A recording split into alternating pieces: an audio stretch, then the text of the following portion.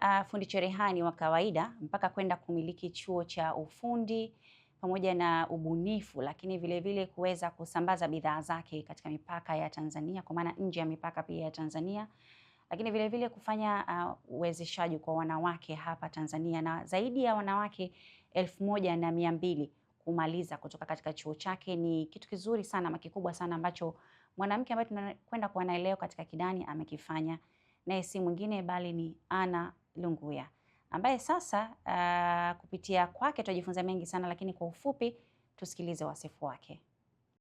Anna Peter Lunguya ni mwanzilishi na mkurugenzi wa ubunifu wa Anna Collections, chapa ya mitindo ya Tanzania.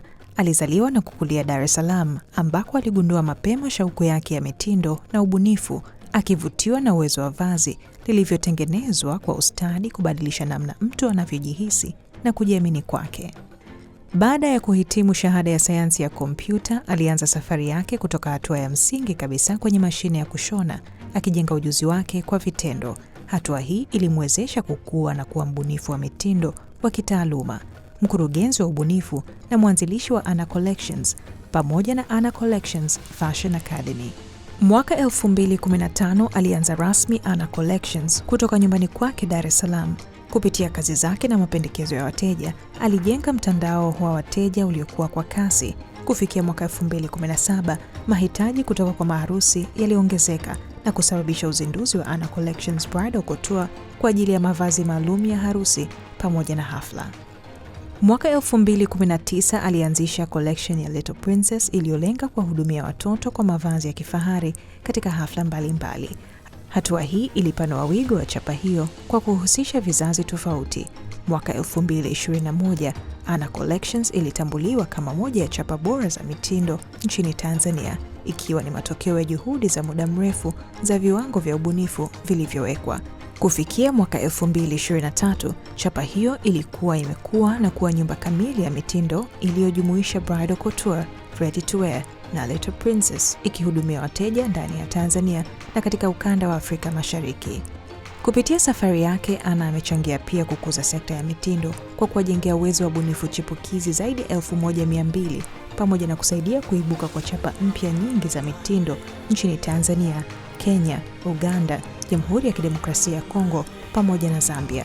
Aidha, shughuli zake zimechangia ajira kwa watu zaidi ya 50. Kupitia kazi zake, ameendeleza mtazamo wa mitindo kama daraja linalounganisha ubora wa kazi, utambulisho wa mtu binafsi na urithi unaoendelea kutoka kizazi kimoja hadi kingine. Naam, huyo ni Anna Lunguya, maarufu zaidi akijulikana kama Anna Collection. Habari yako Anna? Salama kabisa. Kwako? Salama. Unajisikiaje kwa mafanikio ambayo umeyapiga ama kwa hatua uliopiga? Vizuri na namshukuru Mungu. Okay. Ndio. Wewe ni fundi mbunifu ama mzoefu, niseme fundi mzoefu. Mara nyingi fundi akikuangalia tu hivi anakuambia wewe ni size 10, 12, size 12. Mimi ni size ngapi? Wewe this 16? Wewe kweli mtaalamu. Ndio. Ungeenda 20 ningelia. Yeah, 16. Yeah, by the way umependeza. Asante, nashukuru sana. Nategemea kupata kivazi kutoka kwa Anna Collection. Usijali, mimi niko hapa na kutengenezea kizuri zaidi. Nashukuru sana. Turudi turudi kwa yule Anna sasa ambaye alianza kushona cherehani. Kwa nini aliamua kushona cherehani? Okay, huyu Anna alianza kujitafuta baada ya kugraduate degree ya kwanza chuo kikuu, ambapo niligraduate 2014. Nimerudi mtaani sasa, nimeingia mtaani, changamoto ya ajira, kila ninapotafuta kazi sipati. Nikawaza nini ambacho naweza kufanya cha haraka haraka ambacho pengine kinaweza kuwa kama ujasiriamali. Nikakumbuka nilivyokuwa shule, nilivyokuwa nabadilisha zile neti na wafunga watu kwa nguo, nikasema hapa ngoja nianzie hapa. Kwa hiyo nilianzia hapo, passion yangu ile ya shule niliyokuwa nayo ya ubunifu, nikasema ngoja nijaribu kuibadilisha kwa kuifanya pengine iwe ubunifu ama kufanya ubunifu wa mavazi, na ndivyo iliyonifikisha hapa nilipo. Kwa nini sasa ulichukua masomo ya science na wakati ndani yako unaonekana yani moyo wako na damu yako imejaa kitu kingine kabisa? Nilichukua science kwa sababu nilikuwa nafanya vizuri science. Unajua tulivyokuwa tunasoma kuanzia kuanza shule msingi mpaka anaenda sekondari o level, na level ni unapata kama direction fulani ya mzazi. Anatamani usome, ufanye vizuri, uwe wa kwanza. Uwe wa kwanza, ufanye vizuri darasani. Yaani hakuna ile extra curriculum. Wewe ni kusoma tu. Kwa hiyo mimi nilikuwa nafanya vizuri science, nilikuwa nafanya vizuri hesabu, nafanya vizuri. Kwa hiyo ilikuwa rahisi mimi kufaulu kwenda kusoma, nisoma CBG. Okay. Kwa hiyo unajikuta unatembea na ndoto za mzazi. Unatembea na ndoto za mzazi. Yes. Lakini una kitu chako mwenyewe ambacho pengine unaiona kama ni kitu ambacho nakipenda, lakini sidhani kama nitakuja kukifanyia kazi. Okay. Unajuta kuchukua masomo ya science wakati ndani yako ulikuwa na kitu kingine? Hapana, sijuti. Nikizungumzia masomo ya sayansi yamenifanya pengine kuwa active zaidi, kwa sababu hata kwenye ushonaji kuna mathematics, kuna hesabu ya kugawanya kwa 4. Kwa hiyo pengine siwezi kusema kwamba najuta, hapana. Elimu yote niliyoipata ina mchango mkubwa kufikia hapa nilipo leo. Inategemea ninaitumia wapi. Okay. Safari ikawaje sasa kutoka chuoni na kuamua sasa nimeshakosa ajira, acha nifanye hiki ambacho naona kiko ndani ya uwezo wangu? Cherehani nani alikupa au kuna sehemu ulienda ukajifunza? Tuhadithie kidogo. Kwanza nilipokuwa kwanza chuo kikuu, nilikwambia sekondari nimesoma Konda Girls. Kwa hiyo chuo kikuu nikaenda kusoma computer science. Tumaini University Makumila, na sisi ndo wale ilikuwa TCU wa kwanza kabisa kwa selected. Unajaza course 8 unakuwa selected yeyote. Kwa hiyo nimetoka nimechaguliwa nimeenda Tumaini Makumila nimesoma computer science. Nilivyo graduate pale nikawaza niende wapi. Kwa hiyo mimi nimezaliwa kijijini. Nikaanza kurudi kijijini, no. Siwezi tena kurudi kijijini. Unaenda wapi da? Siwezi kurudi kijijini. Vitu gani kwa ukivifikiria unasema hata mimi kule sirudi? Kulima.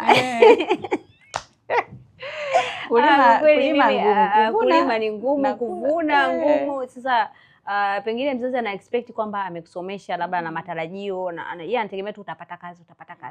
Na mimi nikamwambia wazazi wangu ngoja niende nikajitafutie huko nitapata kazi.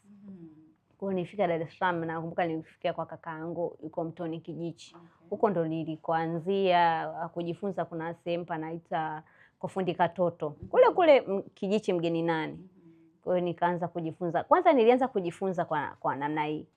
Nilikuwa natoka naenda Kariakoo, nanunua matisheti yale ya manga, yale ya najua yale ambayo haina label, then nachukua kitenge, na nilikuwa na access ya kitenge kwa sababu nilikuwa na kabu mkango ambako nilikuwa na akiba. Naenda kwa fundi. Wakati huo nilikuwa sijui kushona chochote. Hata nilikuwa sijui kushona. Nilienda kwa fundi na muelekeza design, lakini nina ubunifu kichwani. Na ambapo unaweza kuweka ramani ya Afrika ama ukagongea, naweza nikauza. Kwa hiyo anaweka ilikuwa black and white. Alafu nilikuwa na marafiki zangu vyuo vikuu sasa vya Dar es Salaam, UDSM na hivi vingine. Naambia naomba uniuzie t-shirt zangu. Kwa hiyo nilianza kama isi inaitwa winga sasa hivi. No, ni ujasiriamali mdogo. Yes, ujasiriamali mdogo hapo.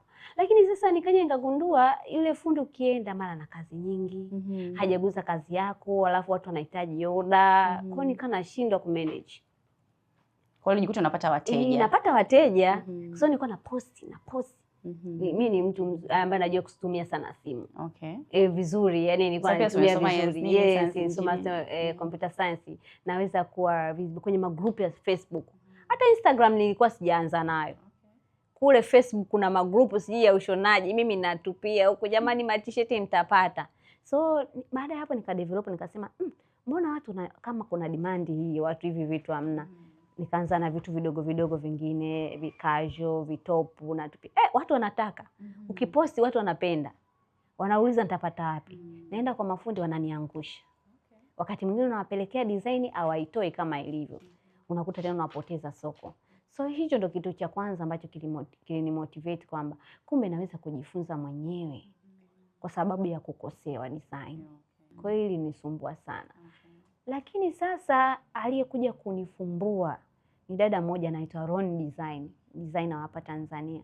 Nikasema kama huyu dada amesoma FM, ana degree na anashona, mimi ana ni nani nihangaike tena nisishone.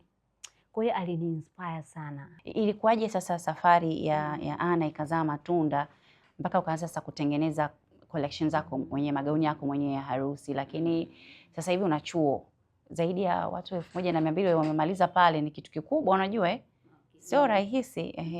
Ilikuwaje ukapata pia wazo la kufungua chuo? Okay, kwanza kabla ya wazo la kufungua chuo, na maana sasa ofisi nilianza, kuna kama nilivyokuambia, nianza kuwashonea watu. Kwa hiyo watu wakaanza kuniamini kweli, wakaanza kushona, watu wanakuja. Kabisa sasa nikaanza kufundisha na watu wengine kidogo kidogo, wale wanafunzi tu wachache. Nikawafundisha, nikaanza kujenga timu ndogo. Nikaanza kuona faida, nikaanza kuona biashara. Nikasema kumbe hii kitu iko serious, kumbe inawezekana.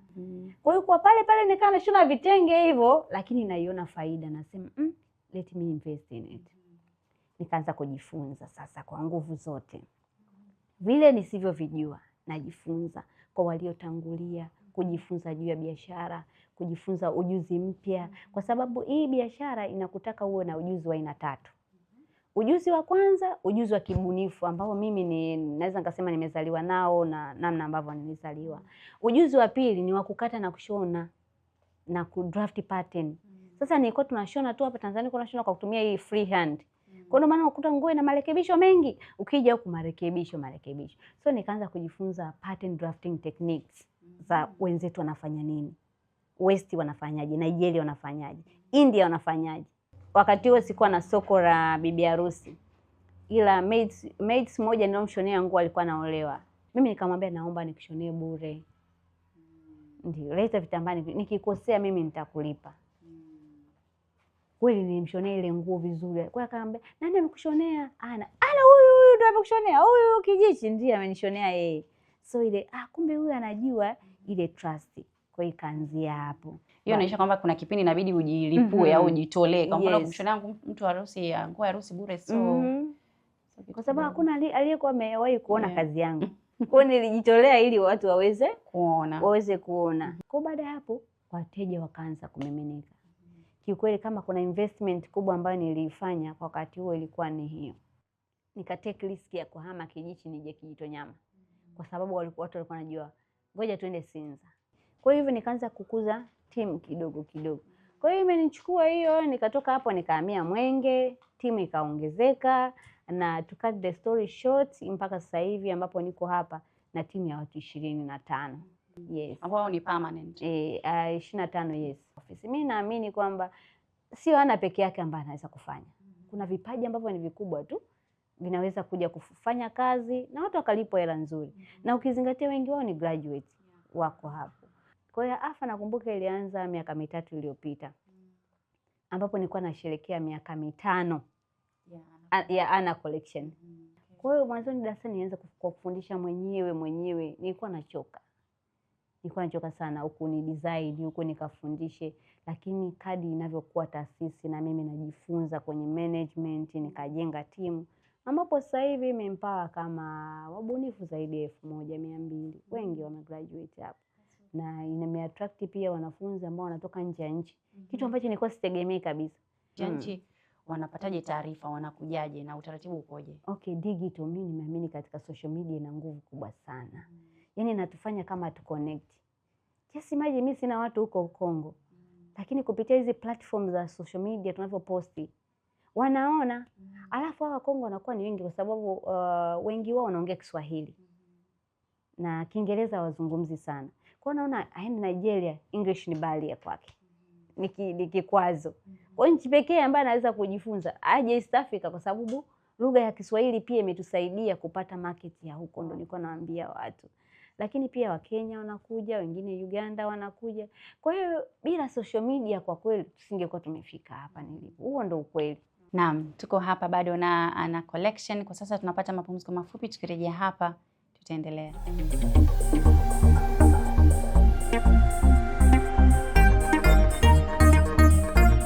Naam, baada ya mapumziko mafupi tumerejea hapa na nikusihi tafadhali uendelee kubaki hapo hapo, na tuko hapa bado tunaendelea na Ana. Miaka 5 tayari ulikuwa umeshafikia mahali pazuri kiasi kwamba ukaamua kufungua chuo. Kuna mtu ana miaka zaidi ya 15 mpaka 20 anashona.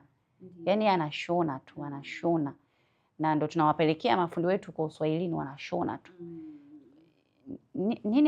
Nini kinawashindwa kujikwamua kutoka kwenye kule kushona kwa kawaida ambako tunakujua na tunamuona kuja kumfikia Ana Collection? Okay, mimi bahati nzuri zaidi umeuliza swali hilo, ambapo nilikuwa nafanya tafiti fupi kuhusu akina mama washonaji na kuwajengea uwezo. Kitu ambacho nilikuja kugundua ni kitu kimoja, yaani mtu unakuta anashona lakini anachukulia ushonaji kama hobi tu, kama kitu ambacho kinaweza kumletea tu kipato cha hapo, anakuwa anawaza hapo hapo. Lakini sio kuichukulia kama ushonaji biashara. Changamoto upande wa fedha, mafundi wengi inawafanya wasiendelee, lakini mafundi wengi pia kingine kinawafanya wasiendelee kuto kuonekana. Yes, Saida unashona huko fundi mzuri, nani anakuona huko? Waende wapi sasa? Waende wapi sasa? Namna ambavyo wanaweza kujengewa uwezo, ndio maana tunaona kama platform kama nyinyi watu mnavyowafikia uwezo wa kuanzia pale walipo, kujitangaza kwenye WhatsApp.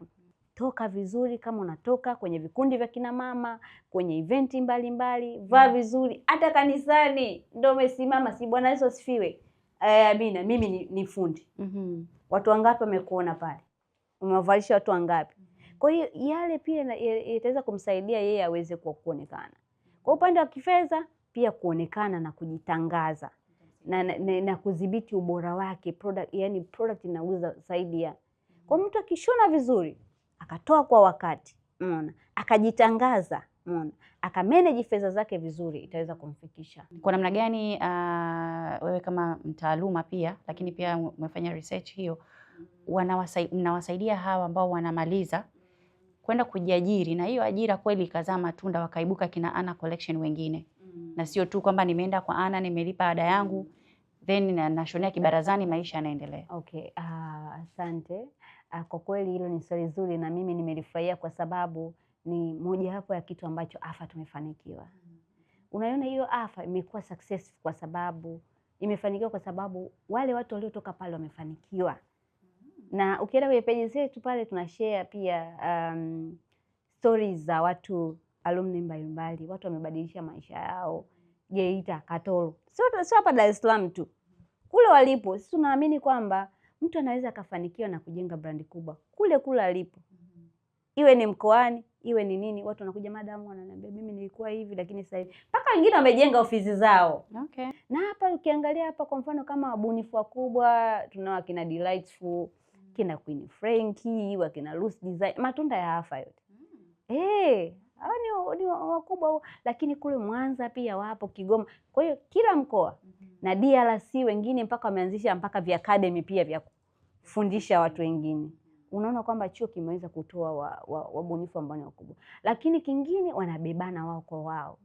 Wameweza kuwa sehemu, wale wenye brandi wanawachukua wale wengine wa chini pia. Namna gani unahakikisha kwamba Ana hautoki kwenye reli? Na tunaona kila siku wanakuja wapya wengi, damu mpya zinaibuka ambazo nyingine pia unazitengeneza wewe mwenyewe. Namna gani unahakikisha kwamba una maintain pale ulipo ama kupanda juu zaidi? Okay, na cha kwanza kabisa ni kuwa na maono na mwongozo, kwa sababu unataka kuwa Ana, hautaki kuwa mtu mwingine. Maana yake sisi, na pia kuamini katika vitu ambavyo unavisimamia pamoja na timu bora ambayo unaendelea kuijenga. Sababu watu watakuja kufanya kazi kwao, kuna wengine wanaondoka. Katika kujenga timu kuna vitu vingi, lakini tunajitahidi kadri Mungu anavyotuwezesha kutupa watu ambao tunaweza kufanya nao kazi, na kuamini pia maono yao yanaweza kaja yakasaidia na mchango wao. Kwa kweli mimi Mungu amenisaidia, niko blessed na timu yangu, na appreciate kazi kubwa ambayo inafanya na timu yangu. Siwezi kusema nimefika hapa nilipo kwa sababu yangu peke yangu, hapana. Kuna nguvu kubwa, kuna mchango mkubwa wa timu yangu ambao wamefanya kazi usiku na mchana kuhakikisha kwamba tunafikia mafanikio haya. Na mafanikio haya sio ya kwangu tu pengine kifedha, ni mafanikio pia familia zao. Kumbe it's not about me. Kumbe kuna timu kubwa ya watu ambayo inategemea hiki kitu.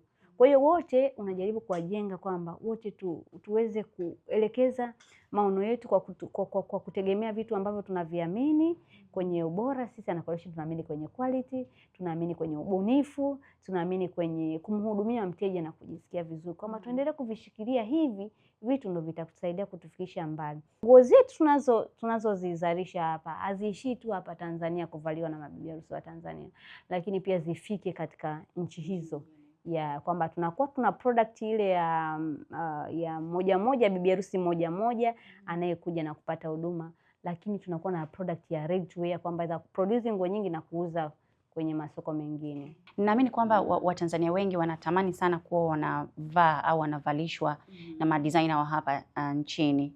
Na hata mimi nikivaa nguo ya mtu fulani designer wa hapa najisikia proud kwamba Mtanzania mwenzangu kanivalisha. Lakini ulizungumzia mwanzo kwamba utatoka kwenye kitu ambacho kwa mfano hapa 25,000 natangalia yote inaisha kwenye material. Lakini pia uwezo wa sisi ni mdogo. Yaani mtu anaona nguo ya Ana Collection milioni 2.7, milioni 3. Mbona kama nimevaa kiwanja, unaelewa? Kwa hiyo pia inaleta hiyo. Wengi wanapenda kupendeza kama ulivyosema Magharibi, Nigeria na nini wenzetu wanavaa sana. Na labda huenda soko lao ni kubwa zaidi na watu wanapenda kuvaa. Sijui kuhusu bei kiukweli. Wewe unaonaje hiyo kuna haja ya fashion designers kuanza kuangalia soko la Watanzania wa hali ya kawaida ili na sisi tuweze ujisikie vizuri kuvaa kitu cha nyumbani? Yeah, ni kweli kabisa. Yaani hilo unalosema lina ukweli ndani yake. Na sisi kama Ana Collection pia tulikuwa tunaangalia products kwa sababu sasa hivi tumeshafika tuko juu. Na unakuta unatumia materials ambayo ni expensive kwa sababu kuna mabibi harusi wale wanapenda. Unajua tulivyojenga brand yetu, anapenda kuvaa kitu cha tofauti. Kwa lazima uagize materials, ukimbizane na kuagiza material Dubai, tunatoa Uturuki, lakini pia tunatoa China. Kwa hiyo tukawa tunawaza namna gani ambapo tunaenda Mungu akitujalia kupanua production, tuzalishe hapa Tanzania. Once tukishazalisha hapa Tanzania, production costs zinapungua. Kuna kuta hata ile gharama nazo pia zitapungua ambazo mtu anaweza kuafford. Pengine tukawa na sehemu nyingine ambao watu wanaweza kukodisha gauni ambaye hawezi kuafford pia akaivaa ile kwamba ajisikia anavaa ile brand ya Ana Collection. Lakini pia tunaozalisha hawa wabunifu wetu sasa kwa sababu unaambia Ana Collection hawezi kufanya kila kitu.